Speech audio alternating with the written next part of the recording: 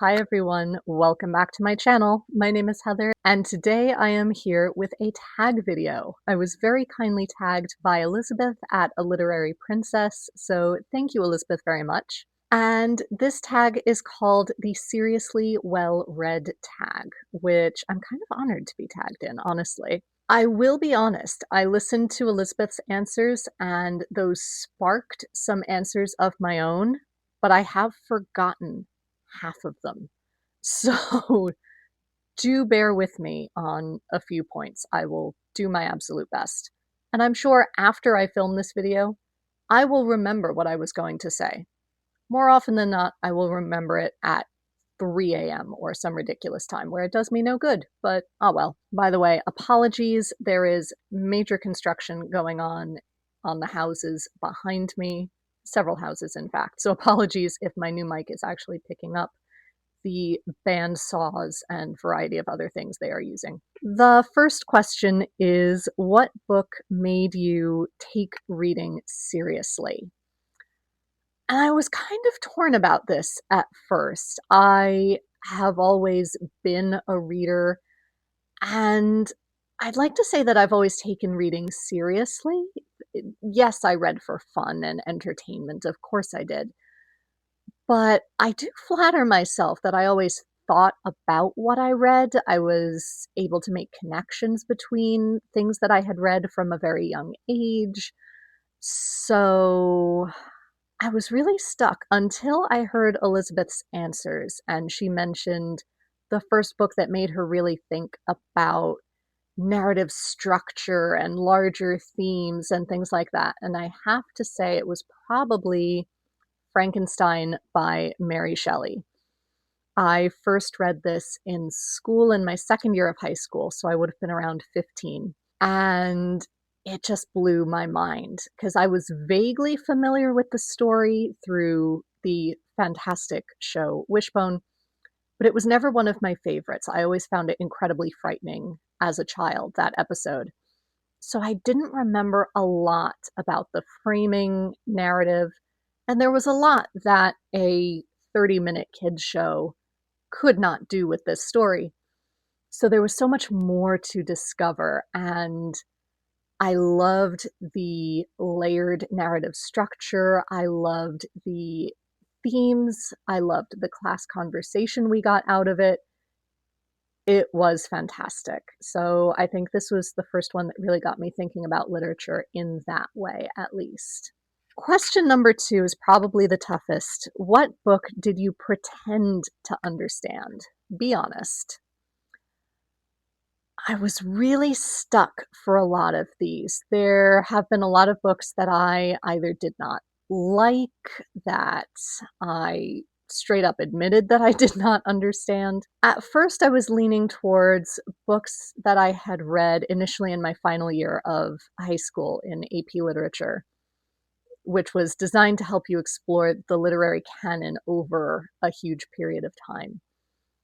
And some of the later books that we read, like Heart of Darkness by Joseph Conrad and Going After Cacciato by Tim O'Brien, I wouldn't say that I didn't get them, but I didn't understand why they were part of the canon. What made these extraordinary? They were just dark, and I found the writing simplistic. I found it very repetitive in its themes. I just did not enjoy them.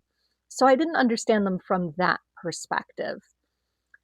However, in looking over my university shelves, I was reminded that I kind of had to pretend that I understood Blake's Poetry and Designs. Now, I did not read this entire thing. I read selections from it for my 18th century poetry class. That, and one of my dear, dear friends loves Blake. He loves his artwork, he loves his poetry, and he has always loved the mystics, the Gnostics. He really gets into that side of things, whereas I have a harder time going to that level of abstract. So I didn't always understand where Blake was going with some of these visions. So I guess that kind of counts. Like I said, I will come up with the other thought that I had days from now and kick myself. Maybe I'll leave it as a pinned comment once this video goes up. Number 3, which books are on your personal required reading list? Now, this question to me could be taken a number of different ways, but I'm going to stick with the way that most people have been interpreting it, which is what is something that you think everyone should read.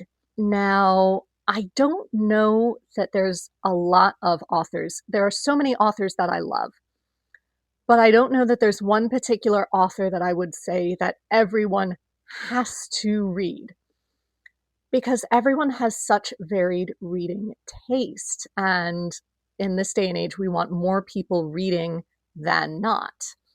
So I don't want to say everyone should read this book and then have people absolutely hate it and have them turn them off reading altogether. That would be the opposite effect than the one we want. However, I will say this. I think that Shakespeare needs a lot more respect and love in the modern day, especially in modern day America. I'm seeing fewer and fewer of his plays produced on Broadway.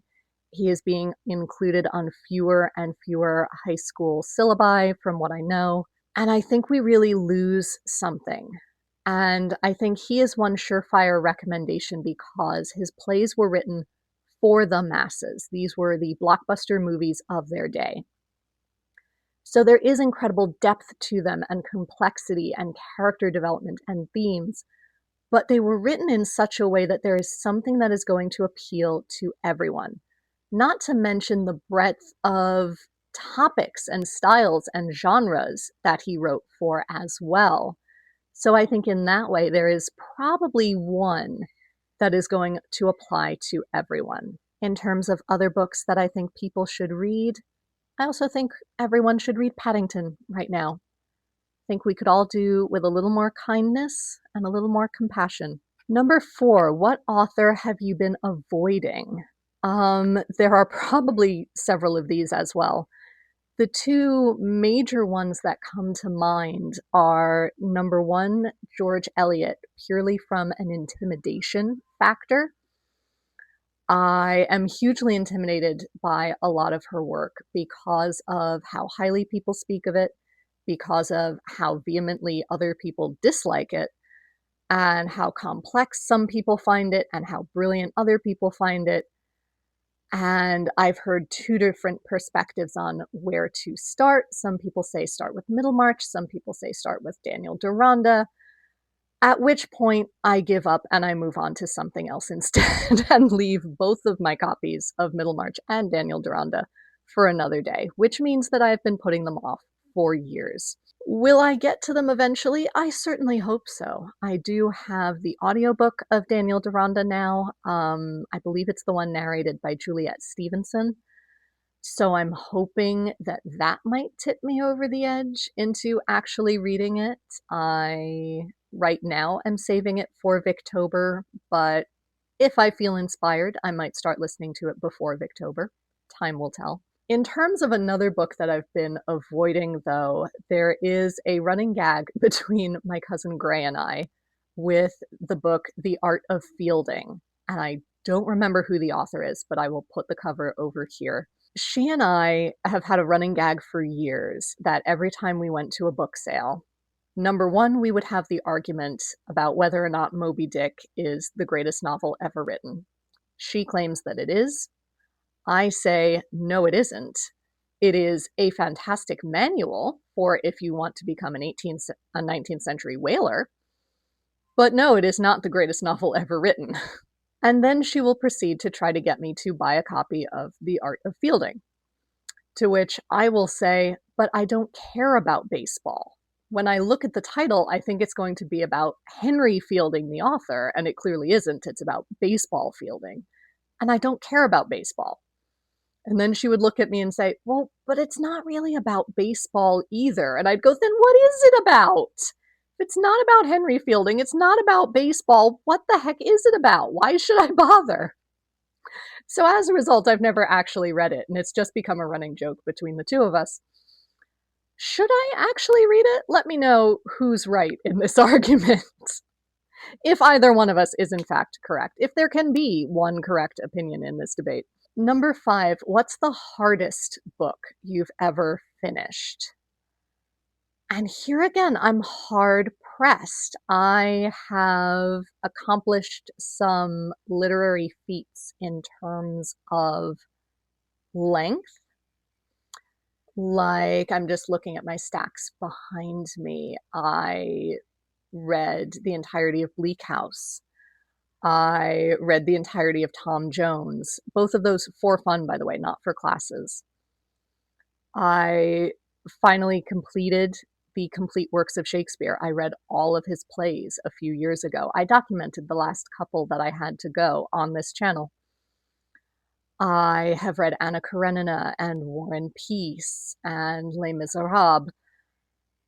And all of those were fantastic experiences. I didn't find them particularly difficult per se. They were difficult in terms of, oh my gosh, this is going to take a while.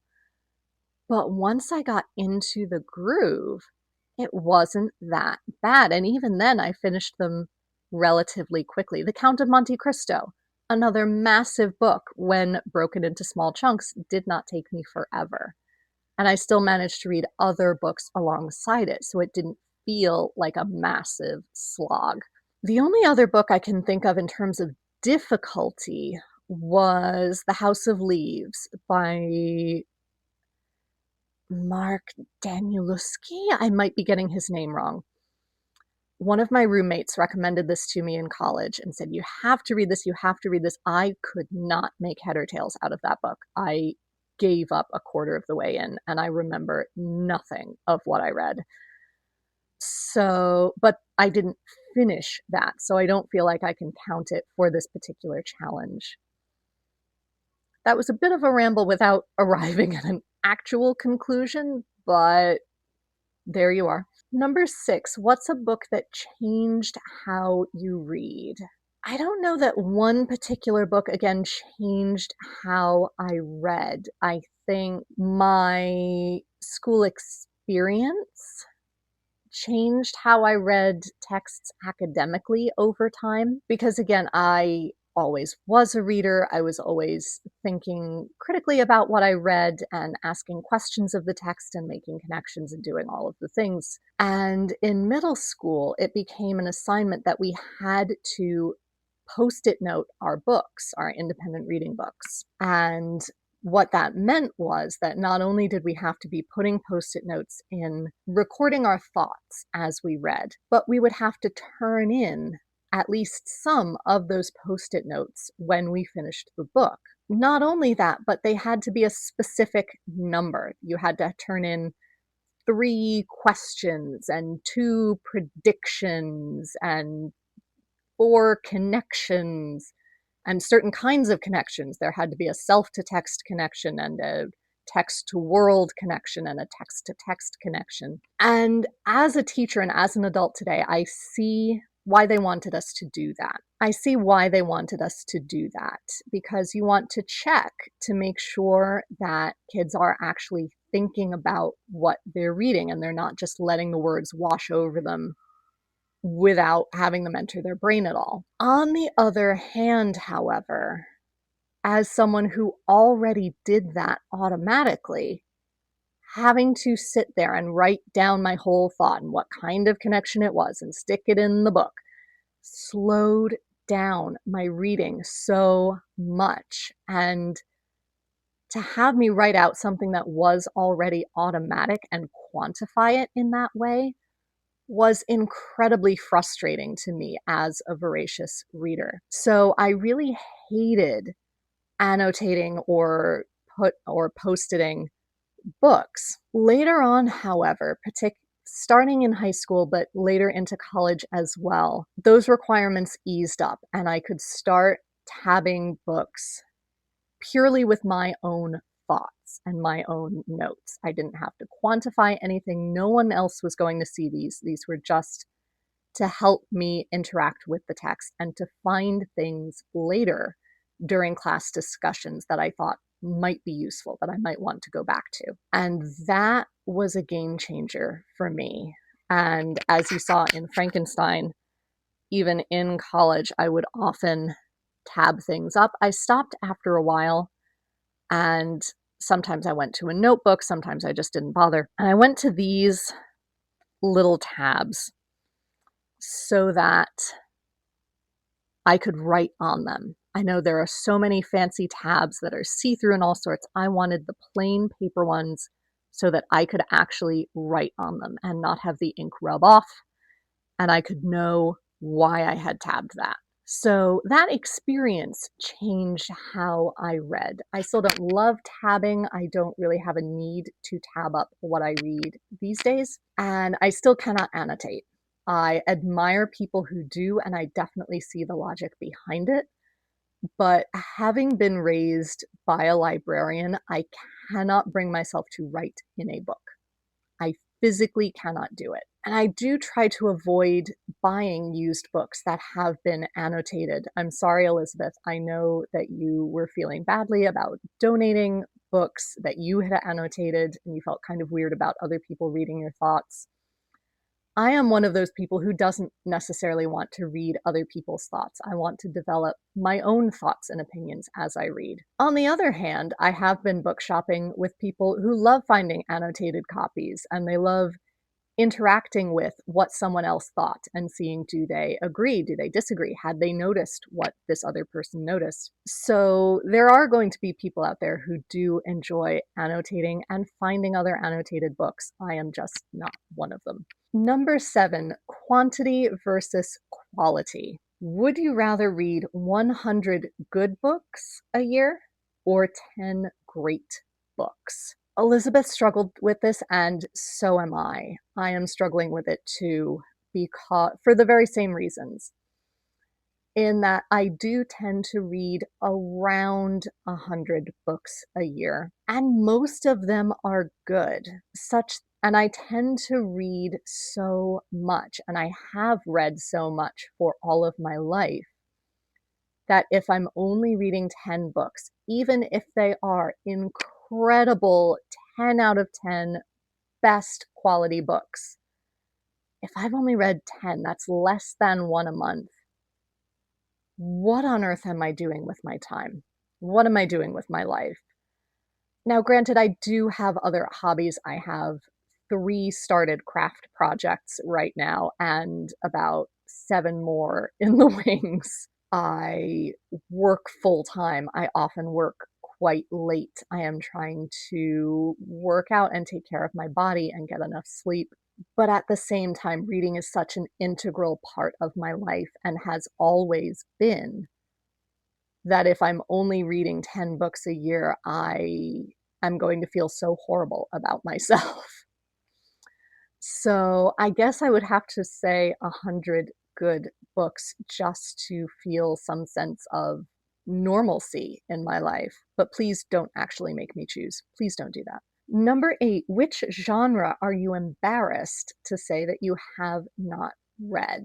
I mean, there are plenty of authors, plenty of great books that I have not read and that I do feel slightly badly that I haven't read. But in terms of genre, I don't know that I feel embarrassed not to have read a particular genre. I do flatter myself that I tend to read fairly widely in terms of I will read lots of historical fiction, but I will venture into fantasy, I will venture into middle grade, I will venture into classics, I will read contemporary books. Historical often lends me to read from a variety of different perspectives and areas of the world.